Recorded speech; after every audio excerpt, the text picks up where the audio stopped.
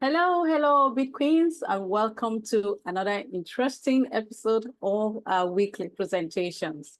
Yes, we are continuing our conversation on future trends and innovations in the tokenization space. Yes, so you're welcome, Ruka, welcome, Madam Gbemi, Charity, I see you, welcome, Virginia. So last week, we started our conversation on future trends and innovations in the tokenization space. And we took a part of that. And today, this is going to be a concluding part of that presentation. We are looking at what to expect in the future when it comes to adoption of tokenization of real-world assets, what women should know, and how they should position themselves to take advantage. So with that said, let's get right into it. I'm going to quickly pull up my screen now so that we get started. So please let me know if you can see my screen, if I'm loud and clear, so that I know we are together in today's conversation. Yes, Ruka said she can hear it. Yes, thank you, Charity, for your feedback. So, like I said, today we are looking at future trends and innovations in the tokenization space. We started last week, and this is the concluding part of this conversation, right? So what are we to expect in the coming years and decades? What innovative solutions should we be expecting, and how should we get ready to take advantage, or how should we position ourselves to take advantage? So if you're meeting me for the first time, I'm Christy Emmanuel. I'm a blockchain educator and the founder of BitQueens.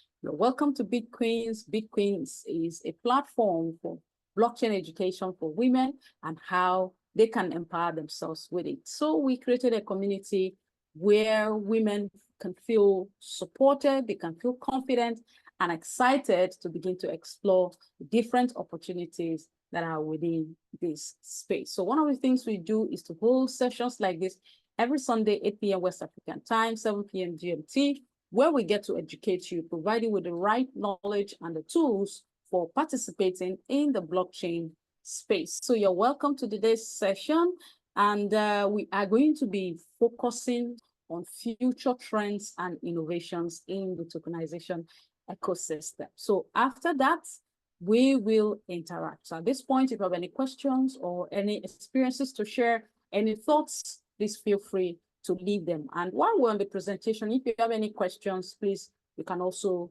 share them. If we're not able to take them during the presentation, we will definitely take them during the interactive session. So we are looking at future trends and innovation in the tokenization ecosystem, the concluding part. So in our last conversation, we looked at a number of areas that tokenization of real-world assets will be expanding.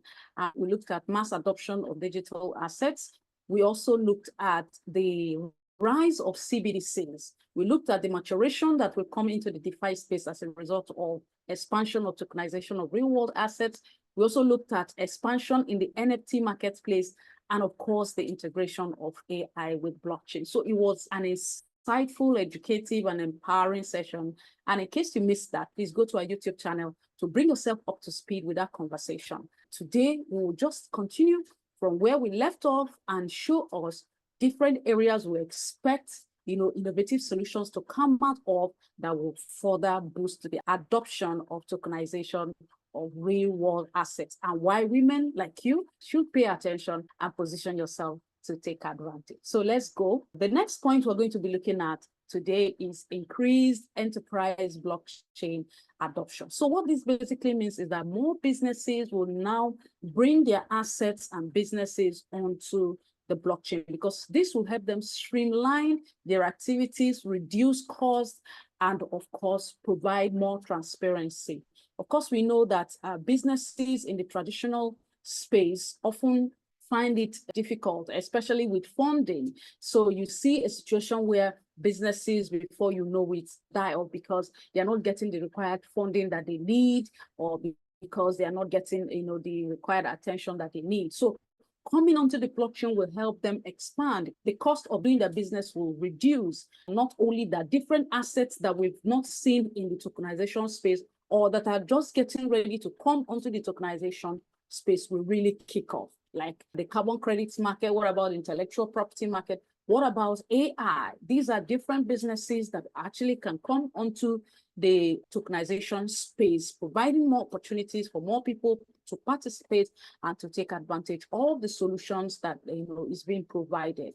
Of course, this will enable security, like I've said earlier, transparency, because now not only will it be transparent, this will provide opportunity for transfer of assets. Of course, data will be secured to reduce the inefficiencies that we find in the traditional business space, where some businesses perform poorly or even die off as a result of not operating optimally, and of course, going away with people's funds. So this will mitigate fraud. It will reduce the inefficiencies, protect users and consumers' data, and of course, enable the transfer of assets from one person to another. I mean, it's now easier for you to transfer your assets to maybe a family member or sell it off without having to go through challenges that come with transfer of ownership of assets. So this becomes really very seamless in the tokenization space. Of course, new business models will come different from what we have in the traditional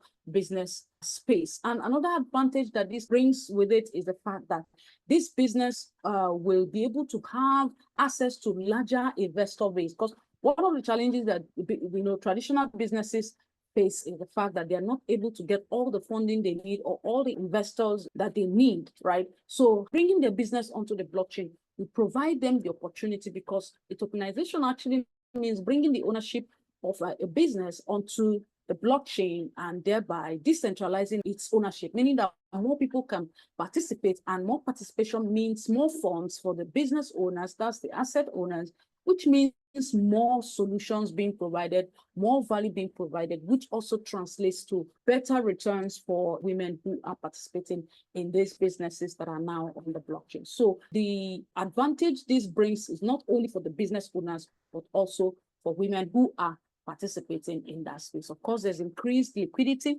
Why? Because entry and exit is now easier. When we talk about illiquid assets like real estate, it means that exiting the market is not always easy, right? Because you have to, let's say you want to sell a piece of real estate, you have to find somebody who is ready to pay you the fair value for that asset and at the time you want to sell it. That is not usually the case, as it may take weeks and months and even years to be able to sell off a piece of real world asset like real estate. And so when these assets are now brought onto the blockchain, selling them off or transferring ownership becomes seamless, because what investors hold is not the physical asset now, but what they hold is digital shares of their own participation in the ownership of that asset, which can give them the opportunity to exit the market or change that asset into other assets with just a few clicks of a button. So this provides an opportunity for increased liquidity, entry and exit into the digital assets space. So this is really very enormous, if you ask me. And of course, this translates to huge savings for these businesses and companies that are bringing their businesses onto the blockchain. Why? Because if they go to the traditional financial system to seek loans to expand their business, sometimes they're giving very high interest rates that they are not able to keep up with. But coming onto the blockchain, there is already an existing market or investors waiting to take advantage of the solutions that are being brought. And so this makes it easier for them to secure funding and of course provide more value and create more returns on investment for the investors. As against when they go to the bank to take loans, of course, they have to factor in the interest rates in the products or services that they're going to be creating, which will now increase the price of the products that the market will have to deal with. And when your product or service is very expensive, people will not be encouraged to take part. So all that expense is cut off because this is now brought on the blockchain. And what you would have spent on these expenses that will hike the cost of doing your business is now put back into the system, which will even favor more the asset owners and the investors. So you can see how this not only benefits the asset owners, but also the investors, right? So that's for increased enterprise blockchain adoption. Now let's look at advancement in blockchain interoperability. So if you're hearing this word for the first time, interoperability means the ability of different blockchains to communicate with each other, right? At the moment, interoperability is still a thing to be concerned about. Now, let me share a story with you. Some days back, a mentee of mine came to me to say that she made a transfer of USDT from Binance to Luno. Yes, Luno is one exchange, a centralized exchange.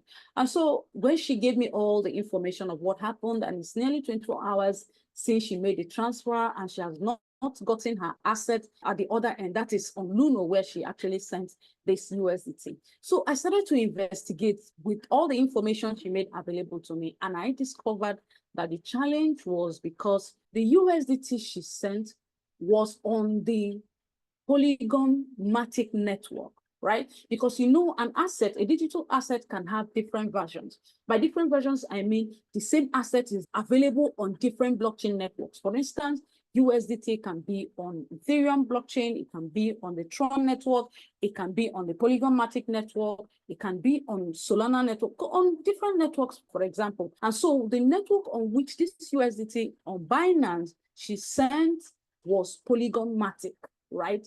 The USDT was on Polygon Matic, and she sent it to USDT Tron on Luno, and that resulted in the loss of that asset.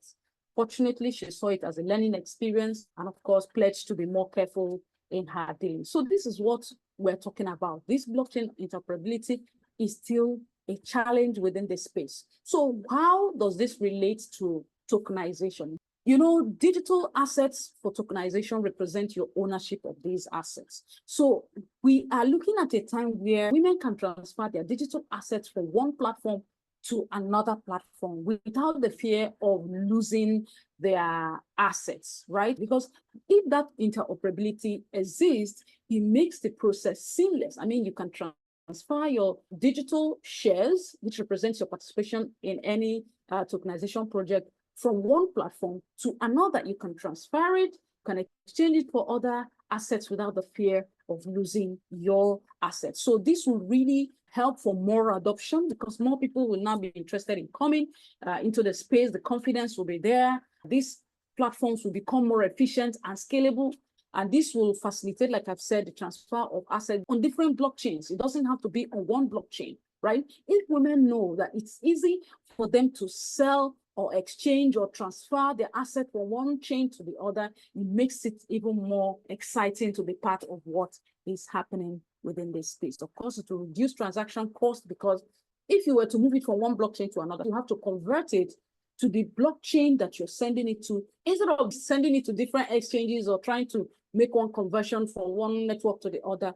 You can just send it directly. You don't have to do those conversions. And because you don't do those conversions, the cost is actually cut, right? And this will increase liquidity. Why? Because more assets will come onto the blockchain space that are initially, not liquid. They'll become more liquid, more funds will flow in, and of course, it will create expansion of the tokenization space. Right, so let's look at enhanced security. Now, we cannot overemphasize the importance of security for users and, of course, for the platforms on which these tokenization projects are launched, right? Actually, there are three things that companies or websites base their authentication on, right?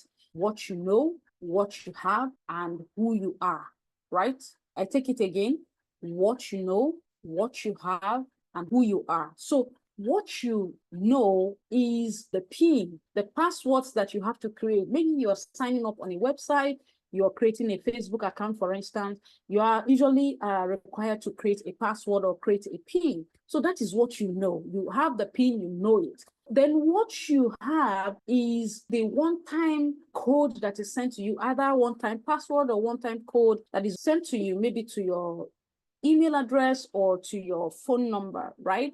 That gives another layer of confirmation that is actually you who is trying to log into that account, for instance. Then who you are now has to do with biometrics, your face ID or your fingerprints. And you know that these two things, whether your face ID or your fingerprints, cannot be manipulated. So Before now, we talk about two-factor authenticator, meaning a combination of any two of these three that I have explained. Now we're seeing a situation where we're having multiple factor authentication, where all these three or even more can play a role in protecting users and protecting their data online. Because let's face the fact, we have bad actors in the internet space who are constantly looking to hack into people's personal information or hack into their digital asset to steal from them. And so it's important that we understand how these things work and take advantage of platforms enabling this multiple factor authentication to protect our data, our personal information or sensitive information, our digital assets. So how does this relate to tokenization? We're seeing a situation in the coming years and in the coming decades where tokenization platforms will be very, very secure because we are talking about digital assets. So when you hold these digital assets, they represent your participation, they represent your ownership, and we don't want a situation where we will lose our assets because of security issues. So when people understand that these tokenization platforms and projects are bringing enhanced security features and measures, it will build trust among investors and even asset owners, and they'll be willing to participate in what's happening in the tokenization space, thereby leading to more adoption of tokenization of real-world assets. Of course, multi-factor authentication will also play a role in helping to protect consumers or users' information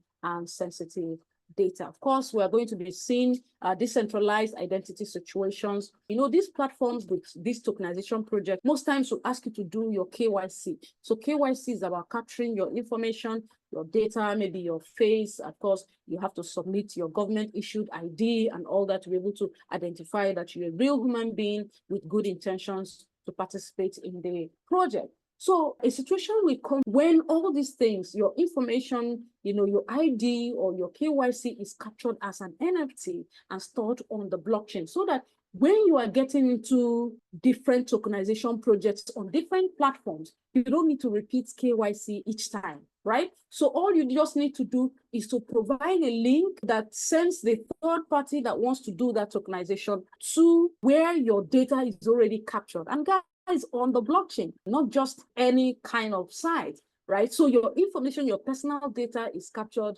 as NFT and stored on the blockchain, so that anytime you're getting into any of these tokenization platforms, you don't need to do this KYC each and every time. So this provides authenticity, it provides transparency, and provides security of your data and your personal information. Because sometimes when we hand over our personal information to these online sites, we do not actually know what goes behind the scenes, how our data is protected and what they do with the data. But imagine that your data is now on the blockchain and only accessible to their platform. They just verify that information without having to steal it or manipulate it or take a part of it for their own personal use. So this is a very great, in fact, I'm looking so much forward to this. This provides good opportunity to provide high security, especially for investors, users, women like us who are going to be taking advantage.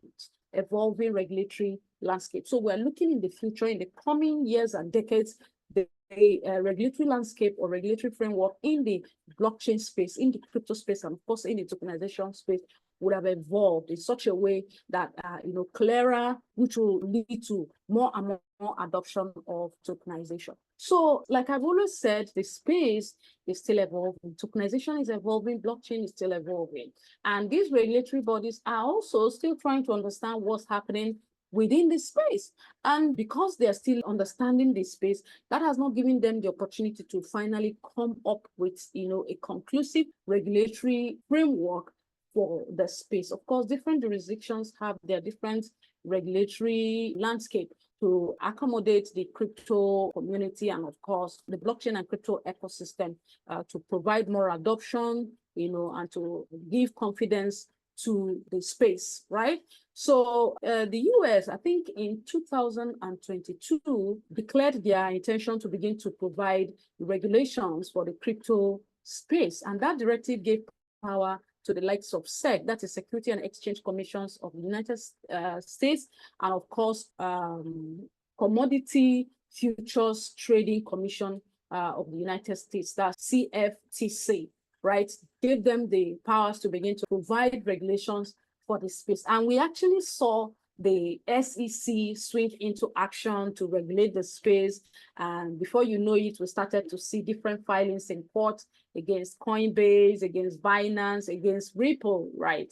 That's one of the filings that has, been on back and forth in the court. Yes, I think that was around 2018 when that filing came. And so they've been back and forth on the issue, trying to decide whether the SRP of Ripple, right? Ripple is a company that owns the cryptocurrency called XRP. So they're trying to decide in court whether the XRP is a security offering or not, right? And in 2023, maybe around third quarter or so, a court of appeal in the US stated that XRP only is a security offering if is selling to institutional investors.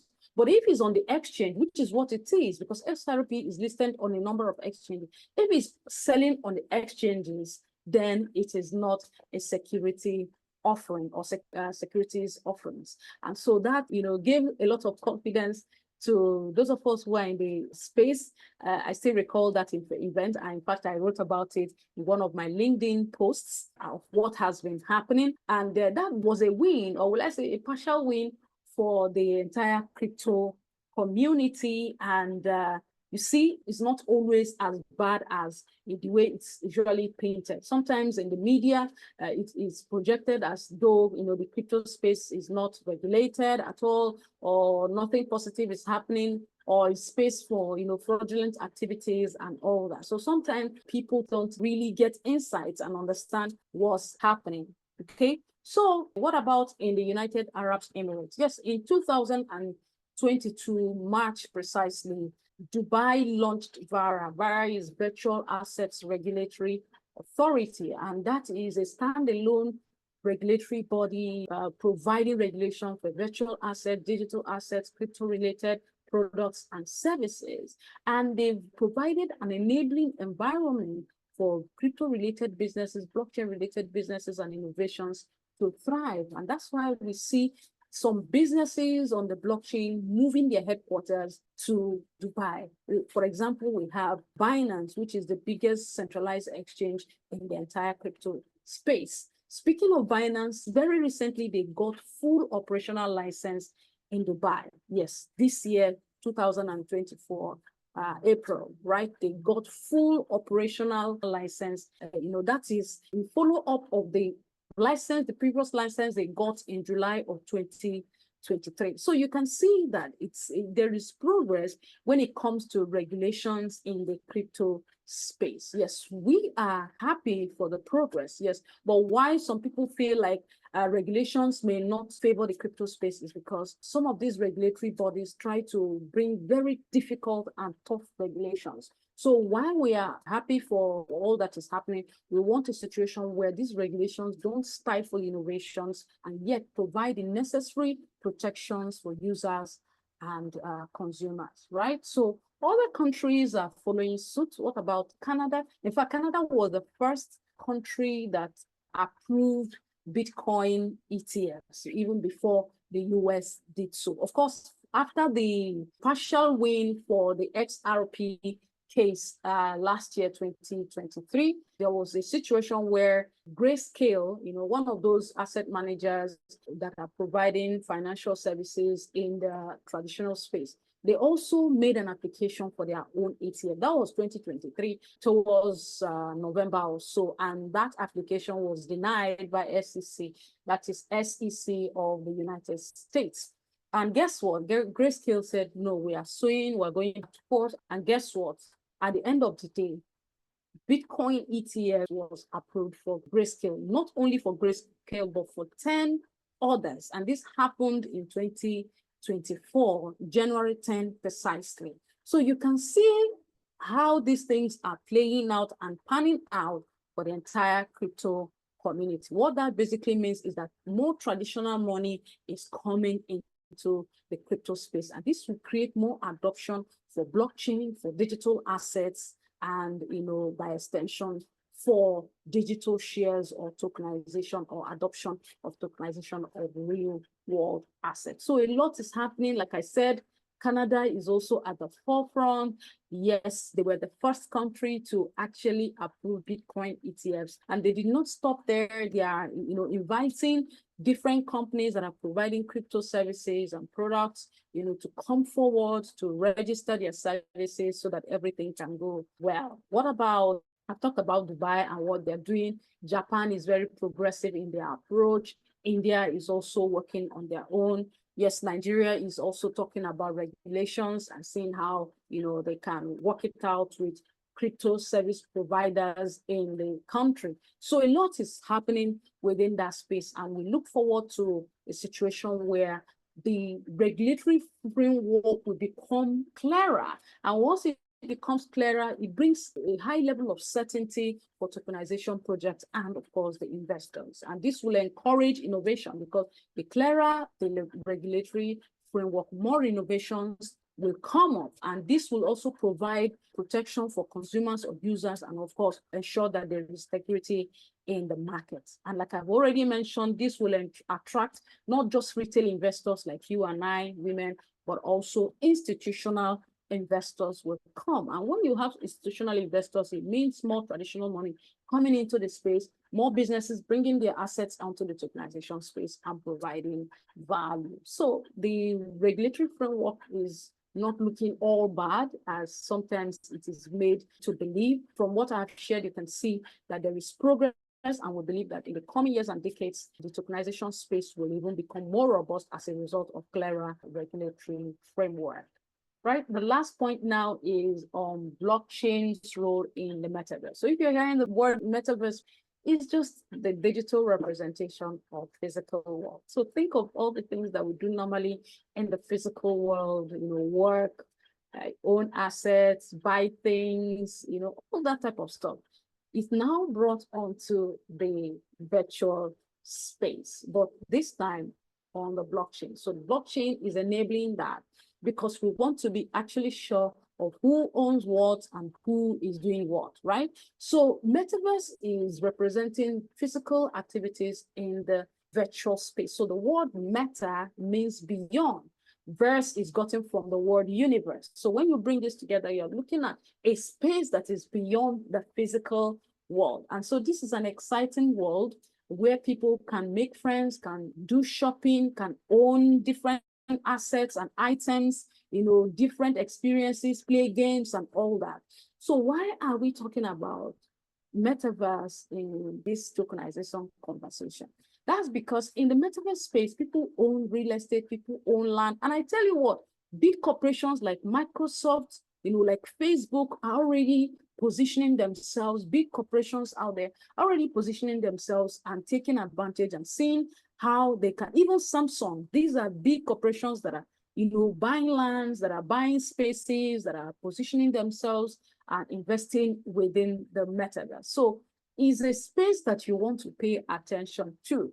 And because tokenization is giving opportunity for more people to own assets in the metaverse, it will be possible in the coming years and decades for people to co-own maybe a virtual land, a virtual real estate, a virtual asset, as it were, within that space. So it will no longer be just the regular metaverse, but there will be opportunity for more and more people to participate. And of course, this will create new opportunities for not just content creators, but even developers and even we, women who are users, to be able to benefit from this evolving space. Like I said, this space is real. It's not stories. It's not one of those hypes. This is an evolving space. We have projects that are already running on the metaverse, like the Decentraland Sandbox. These are different projects, that are coming out of the metaverse space and are already making waves in the crypto space. So this is an evolving space that you want to pay attention to. I still remember when the buzz started coming out, the first time I ever heard of Metaverse, it was around 2021, if my memory serves me right. And I was still trying to understand what it is, what's the value that it's providing, what's the opportunity for me and all that.